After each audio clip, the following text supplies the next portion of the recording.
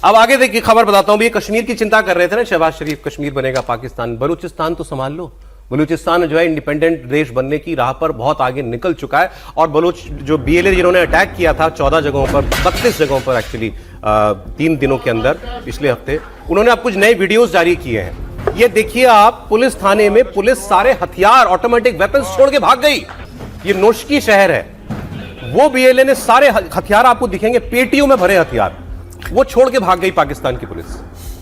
और वो इन्होंने जो है फिर बीएलए वालों ने उठा लिए, इन्होंने कैप्चर कर लिए।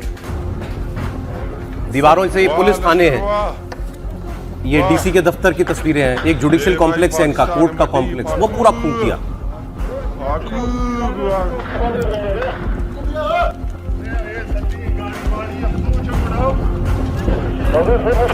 तो ये हालात हुए थे बलूचों के हमले में पाकिस्तान के। लेकिन सर ये आप जाति कर रहे हैं। अब वो पहले आपने दिखाए थे, और भी विजुअल हैं, वो चलाते रहिए। आर्मी के जो लोग थे वो भाग गए थे अपना कैंप छोड़ के, पैंट छोड़ के, पैंट भी छोड़कर और कैंप भी छोड़ के। वो पैंट तो अभी तक सूखी रही है, सूखी कि नहीं सूखी, ये कोर्ट है। तब बेचारे पुलिस वालों के लिए क्या कहना, ये तो जाती है पुलिस वालों पर।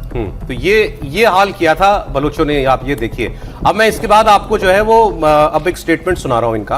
ये कहते हैं ना हिंदुस्तान जो है बीएलए की इनकी मदद करता है, टेररिस्ट एक्ट्स में इनको पैसा देता है। इनके एक सांसद ने इनकी पार्लियामेंट पे खड़े होकर एक ऐसी बात पूछ दी, मुझे नहीं लगता इसका जवाब आसिम मुनीर कभी जिंदगी में दे पाएगा। उसने खड़े होकर ये कहा कि पाकिस्तान, ये मुझे बताओ, मोदी बलूचिस्तान में क्यों धमाका कराता है, वो पंजाब में क्यों नहीं कराता? इनके पंजाब में वो भाई क्यों नहीं? मोदी को कराना है अगर वो तो पाकिस्तान के खिलाफ है, मान लीजिए, करना ही है। मान लो मोदी कर रहा है तो केवल बलूचिस्तान में करेगा, क्यों नहीं तुम्हारे यहां करता? भाई जहां तुम बैठते हो वहां क्यों नहीं करता? तो ये बातें, झूठी बातें मत बताओ आप। सुनिए, वाजिब सवाल पूछा। क्यों भाई हम मरे, क्यों हमारे बच्चे मरे भाई?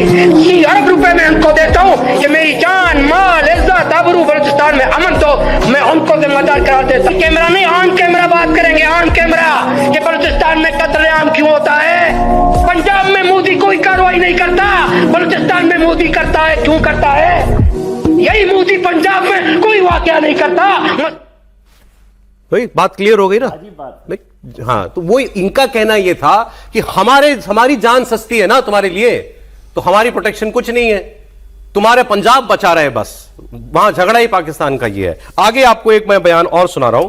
एक पत्रकार वो ये कह रहे हैं कि अब ये बीएलए के हमले के बाद इनके रक्षा मंत्री ने पार्लियामेंट में कहा कि हमें बहुत भारी फौज डिप्लॉय करनी पड़ेगी बलूचिस्तान में। तो उस व्यक्ति ने कहा कि मुझे वो बात सुनते ही 1971 याद आ गया, ईस्ट पाकिस्तान, तब भी यही हो रहा था, सारी जनता खिलाफ हो गई थी। ईस्ट पाकिस्तान जो बांग्लादेश बन गया, और उसके बाद इन्होंने वहां फौजी ऑपरेशन किया और वहां लाखों लोग मारे, महिलाओं के, लड़कियों के बलात्कार किए, और उसके बाद इंडिया ने इंटरवेंशन किया और बांग्लादेश अलग राज्य बन गया। वो खुल के कह रहे हैं कि ये सेम रिपीट है जो बांग्लादेश में हुआ था, वो अब बलूचिस्तान में हो रहा है। सियालकोट से जीतने वाले ख्वाजा मोहम्मद आसिफ बतौर वजीर दिफा असेंबली में खड़े होकर कहें कि बलूचिस्तान में बड़ी तादाद में फौजी तैनात करना होंगे, तो पाकिस्तान की तारीख का हर तालिब इल्म इस मुमासलत पर चौंक जाएगा। क्योंकि मशरकी पाकिस्तान में वाकयात की तरतीब बिल्कुल यही थी। लोगों के वोट का फैसला नहीं माना गया, भारत की तैयार करदा मुक्ति वाहिनी सरकारी इदारों पर हमलावर हुई, फौज मैदान में आई और आम लोग इसके ऑपरेशन से मुतासिर होकर राय बदल गए। याद रहे कि उस वक्त भी कुछ लोग थे जो फौजी ऑपरेशन के हक में दलाइल दे रहे थे, और जो फौजी ऑपरेशन को मसले का हल नहीं समझते थे, गद्दार करार दिए जा रहे थे। सर, ये तो पाकिस्तान का जर्नलिस्ट कह रहा है कि बलूचिस्तान बांग्लादेश की राह पर है। हम लोग रोज ही चर्चा कर रहे हैं सौरभ जी कि बलूचिस्तान उनके अब उसमें नहीं रहा, केवल औपचारिक तौर पे आप समझ लीजिए कि रह गया है, बाकी न उनके कब्जे में है, न उनके बस में है, और जिस तरह से वहां हो रहा है। और बिल्कुल ठीक ये कह रहे हैं जर्नलिस्ट साहब कि बांग्लादेश जैसी स्थिति वहां पर हो गई है। और बांग्लादेश की स्थिति में हिंदुस्तान को भी तभी शामिल होना पड़ा जब बांग्लादेश के जो लोग थे वो हमारे यहाँ आए, और वो इस तरह, और बलूच की स्थिति तो मेरे ख्याल से उससे भी ज्यादा बहुत खराब, बहुत बुरी हालत। इतने लोग मारते हैं ये वहां पे फौजी इनके।